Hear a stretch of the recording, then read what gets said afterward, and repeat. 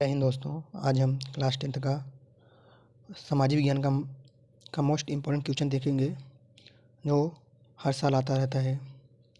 ये आपको हम बहुत से क्वेश्चन है। आपके अपने इस चैनल इंटेलिजेंस गुरुजी में स्वागत है। ये आपके बहुकल्पीय प्रश्न है। पहला है क्वेश्चन आपका कि इनमें से किस वर्ष में फ्रांस ने नागरिक हिंसा, जिसे नेपोलियन की हिंसा के नाम से जाना जाता है, का उदय हुआ? 1800 ईस्वी में। पहला ऑप्शन है 1800 ईस्वी में, दूसरा है 1802 ईस्वी में, 1804 ईस्वी में, 1806 ईस्वी में। कौन सही है? इसका होगा कौन सही होगा? 1804 ईस्वी। कितना? 1804 ईस्वी में नेपोलियन का उदय हुआ। चलते हैं अगले क्वेश्चन पे। ये इम्पोर्टेंट क्वेश्चन है, 2020 में आया हुआ है, देख लीजिए। जो इम्पोर्टेंट वही है क्वेश्चन। ये आपके 7 तारीख का पेपर बहुत अच्छे से जाएगा। ये चैप्टर 1 का फ्रांस की क्रांति से है। क्या कह रहा है? फ्रांस में गणतंत्र की घोषणा किस वर्ष हुई? पहला ऑप्शन है 1815 ईस्वी में, 1830 ईस्वी में, 1848 ईस्वी में, 1871 ईस्वी में। इसको बताना है कौन सा सही है। इसका होगा 1848 ईस्वी में। कौन सा? 1848 ईस्वी में, ऑप्शन नंबर बी। चलते हैं अगले क्वेश्चन पे। यंग इटली सोसाइटी की संस्थापक कौन थे? या निम्नलिखित नेताओं में से इनमें एक संगठन यंग इटली बनाया? ये भी इम्पोर्टेंट है, ये ज़रूर पेपर में आएगा। देख लीजिए 2020 23 में आ गया है। कितना? 2020 और 23 में आ गया है। कन्फर्म इस बार आएगा 2024 में। इसको आपको OMR सीट भरना है। ऐसे वीडियो के लिए हमारे चैनल को सब्सक्राइब कीजिए और बेल आइकन दबाना ना भूलें, और प्लीज़ लाइक कर दीजिएगा। और इसका होगा जोसेफ मेजेनी। कौन सा? जोसेफ मेजेनी, ऑप्शन नंबर घ। चलते हैं अगले स्लाइड पर। इसमें बताना है आपको क्या कह रहा है। चौथा नंबर क्वेश्चन है, निम्न में से किस संधि के फलस्वरूप यूनान को एक स्वतंत्र राष्ट्र के रूप में मान्यता मिली? ऑप्शन नंबर ए है पेरिस की संधि, वर्साय की संधि, और वियना की संधि, कुस्तुनिया की संधि। इसको बताना है कौन सी संधि थी। मतलब जब यूनानी स्वतंत्र हुआ था, किस संधि के फलस्वरूप हुआ था? इसका होगा ऑप्शन नंबर घ। कौन सा? ऑप्शन नंबर घ, कुस्तुनिया की संधि। कौन सा? कुस्तुनिया की संधि। चलते हैं अगले क्वेश्चन पे। देख लीजिए, इंपॉर्टेंट क्वेश्चन है ये। देखिए 2020 लगातार क्वेश्चन आ रहा है। 2022 और 23 में आया है। क्या पूछ रहा है?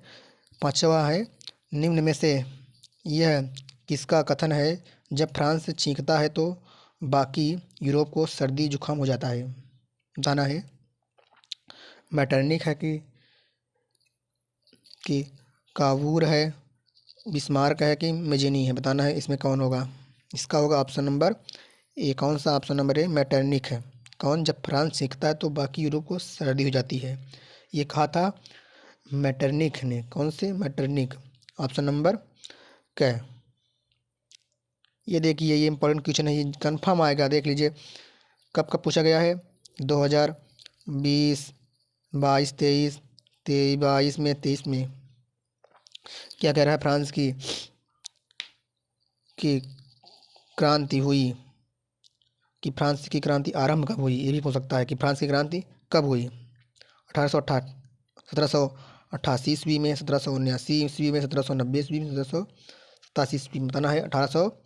कौन सा ऑप्शन नंबर सही है? ऑप्शन नंबर घ ग ख 1879, ऑप्शन नंबर घ सही है।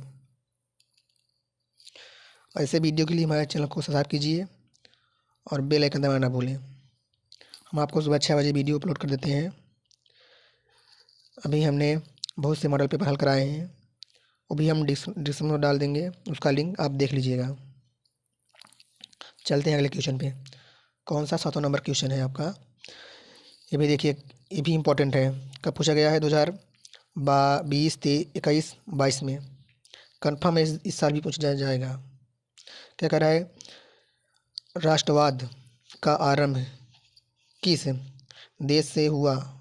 वह है, मतलब बताना है राष्ट्रवाद का आरंभ किस देश से हुआ, या ऐसे पूछ सकता है राष्ट्रवाद का आरंभ सर्वप्रथम किस देश में हुआ, भी पूछ सकता है। कि ऑप्शन नंबर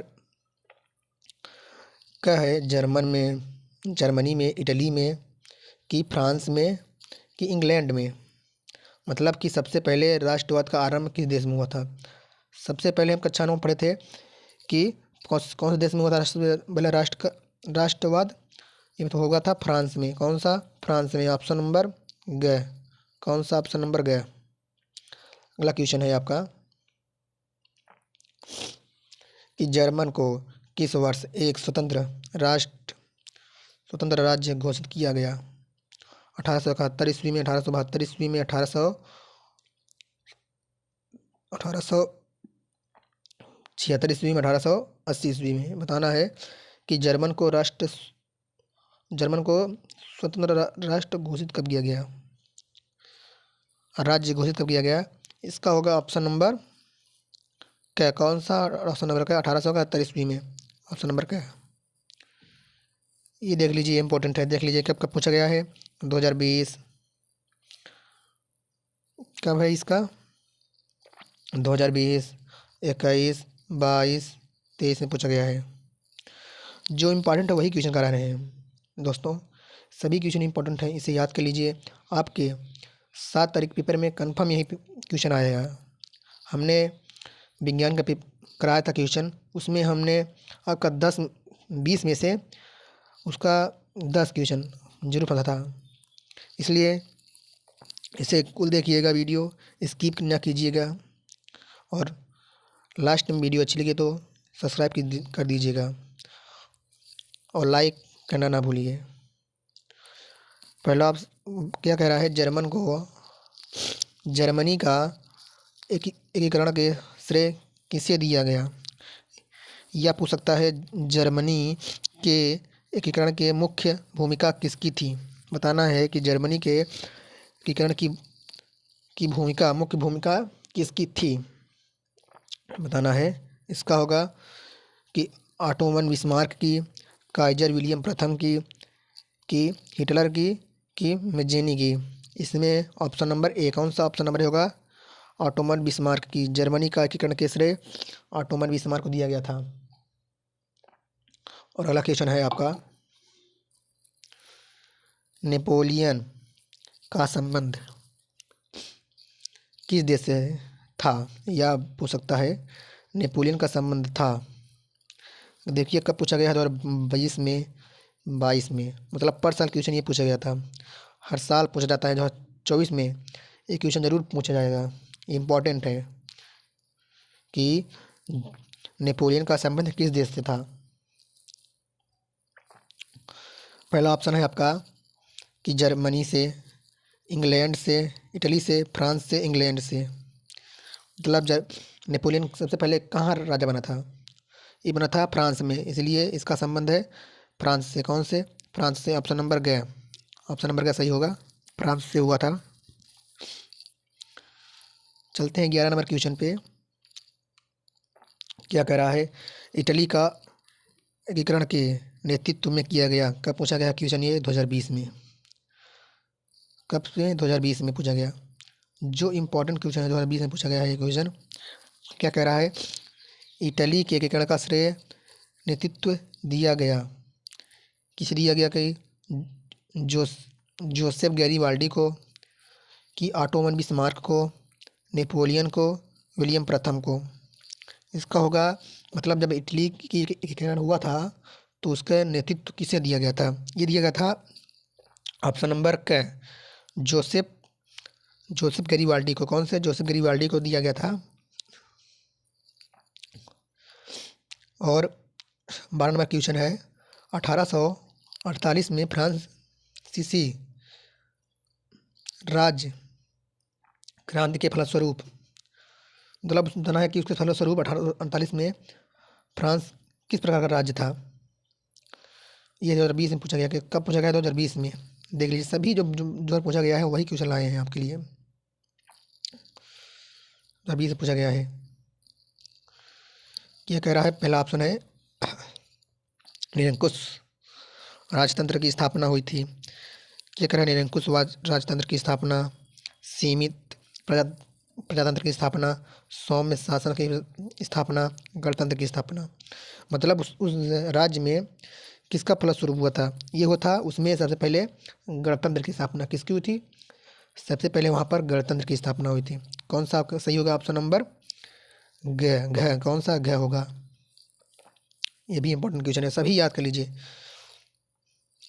13 नंबर क्वेश्चन है, जर्मनी संस्कृति के में वैक्स जीस का आवश्य था, राष्ट्र का, संविधान का, आम जनता का, संसद का। ये भी इंपॉर्टेंट क्वेश्चन है, 2020 में पूछा गया है, राष्ट्र का होगा।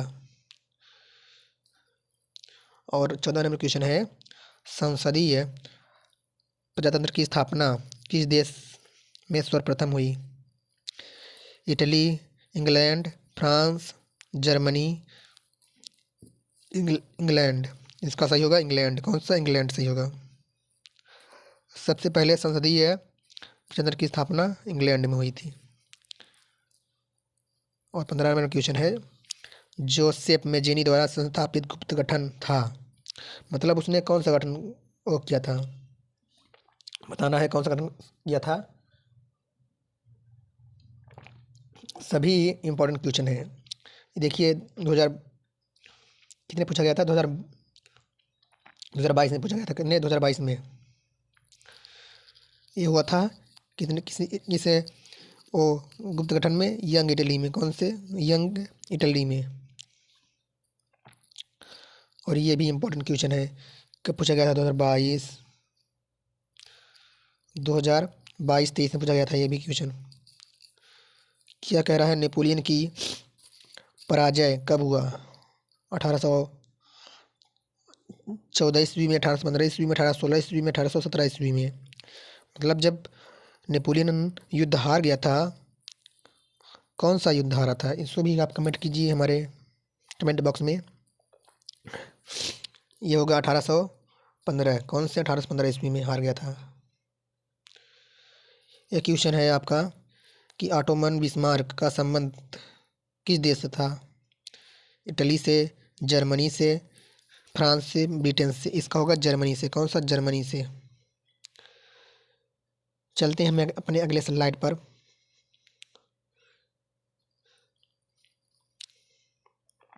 क्या कह रहा है ये कि निम्नलिखित में से किसे 1871 में जर्मनी का प्रथम सम्राट घोषित किया गया था, विलियम प्रथम को, विलियम द्वितीय को, और किसे किया गया था। ये होगा विलियम प्रथम को। 1779 में फ्रांस की किस प्रकार का राज्य था, असीमित प्रजातंत्र, सीमित प्रजातंत्र, प्रजातंत्र, गणतंत्र। ये होगा सीमित प्रजातंत्र। कौन सा, सीमित प्रजातंत्र में हुआ था। सभी क्वेश्चन इंपॉर्टेंट है। देख कब पूछा गया था ये आपका, ये पूछा गया था 22 और 23 में, क्योंकि 22 और 23 में पूछा गया था।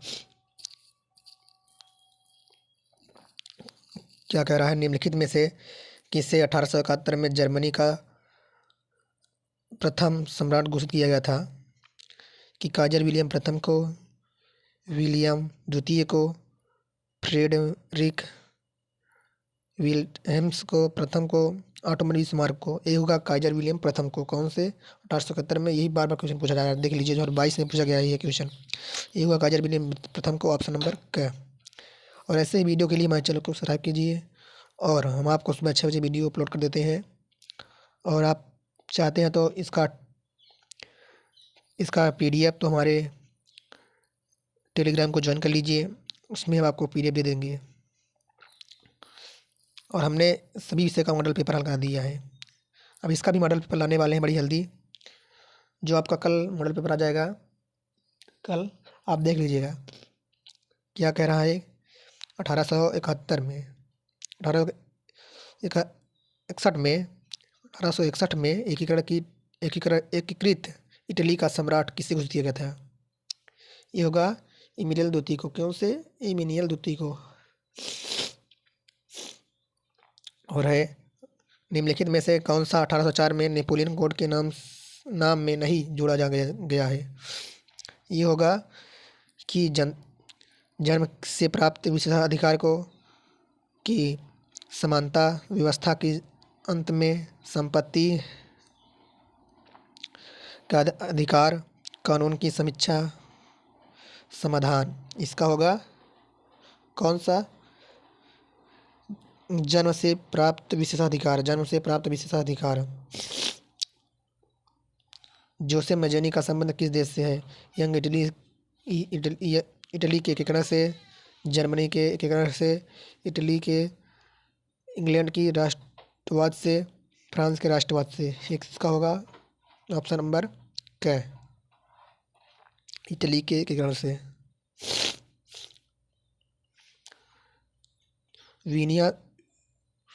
वियना संधि हुई 1804 में, 1815 में, 1816 में, 1817 में। कब पूछा गया था? 2023 में। इसका होगा ऑप्शन नंबर ख, 1815 में। अगला क्वेश्चन है आपका कि निरंकुशवाद का तात्पर्य है। ये भी इम्पोर्टेंट है, देख लीजिए। 2022 में कंफर्म इस बार 7 सेट में से जरूर एक सेट में पूछा जाएगा। ये निरंकुशवाद का तात्पर्य है कि ऐसी सरकार, क्या कह रहा है? ऐसी सरकार जिसमें शासन व्यवस्था सत्ता पर जनता के निरंकुश होता है, कि ऐसी सरकार, ऐसी शासन व्यवस्था जिसमें जनता पर निरंकुश का अंकुश नहीं है होता। ऐसी शासन व्यवस्था जिसमें सत्ता पर कोई व्यक्ति का अंकुश होता है। बताना है कौन सही है। जो प्रश्न आपको मालूम है हमारे कमेंट बॉक्स में कीजिए और हम आपको बताएंगे। इसका होगा ऑप्शन नंबर ख। कौन सा ऑप्शन नंबर है? ख। ऐसी सरकार मतलब ऐसी शासन व्यवस्था जिसमें सत्ता पर किसी का अंकुश नहीं होता है, ये होगा। लास्ट क्वेश्चन है कि उदारवाद से तात्पर्य है। इसका होगा ऑप्शन नंबर घ। क्या? व्यक्ति को स्वतंत्रता तथा कानून की समक्ष समानता। आपका आज का वीडियो ख़त्म हुआ और प्लीज़ चैनल को सब्सक्राइब कर दीजिए और लाइक कर दीजिए। अगर आपके कोई दोस्त यार हैं तो उसे भेजिए, उसका भी इस वीडियो का लाभ मिले। अब आपको मिलते हैं हम अपने अगले वीडियो पे, जो हम आपको कल कराएंगे, मॉडल पेपर हल कराएंगे।